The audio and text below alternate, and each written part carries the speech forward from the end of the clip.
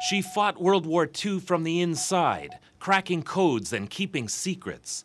So Lieutenant Phyllis McDougall was shocked to learn that Victoria's David Price, who was 12 at the time, knew all along what went on inside a certain house in Shenley. So this is the house called Shenley Grange. It's one of the manor houses in England that were taken over during the war.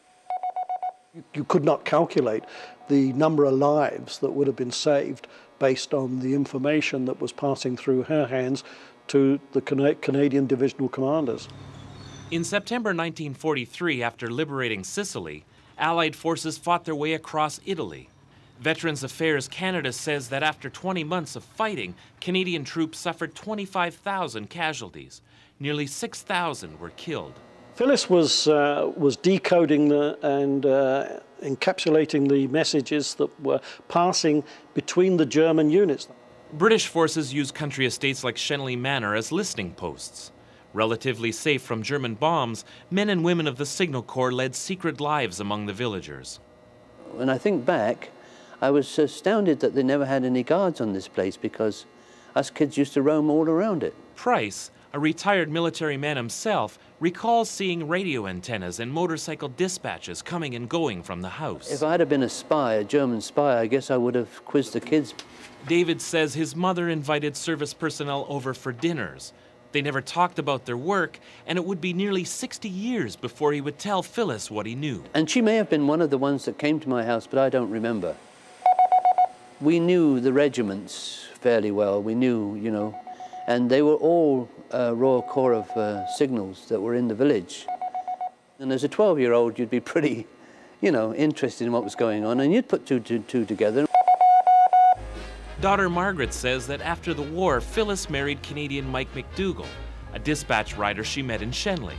The couple eventually moved to Victoria. Phyllis joined the Canadian Women's Army Corps, carrying with her the secrets of war. Well, I knew it was important, but I didn't really understand it.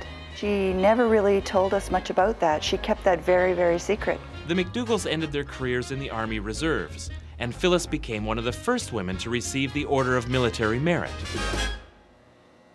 At a military gathering in 1996, Phyllis donated her British uniform to Victoria's Ashton Garrison Museum, where she met David Price, and her secret was finally revealed. And I said, well, you were part of that signal corps, weren't you, that were entrapped in German signals? You shouldn't know that. How did you know that? It was almost as if she'd gone back in time and was reliving that moment in time because she took him to task for daring to be discussing secret matters all these many, many years later, you know.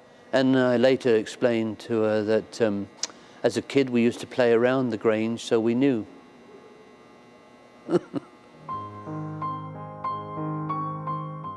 Lieutenant Phyllis McDougall passed away December 2004, but her secret life lives on inside the Ashton Armoury, where she and her husband Mike wait for another message, another dispatch.